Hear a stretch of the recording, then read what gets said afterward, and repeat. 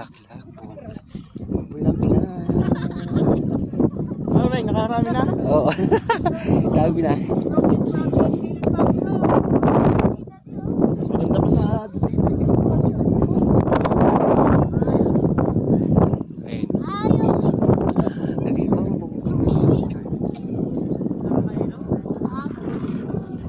perfect. Ayun to. Bilog-bilog. Ito ang ganda nito. Para hindi ka okay lang kung bilog-bilog. Yay! Oh. Ang ganda pa naman yun. Para siyang ano, hindi ko alam kung anong pangalan dyan, anong tawag dyan. Uy, grabe sila. Yung sipon ko parang hindi ko maintindihan.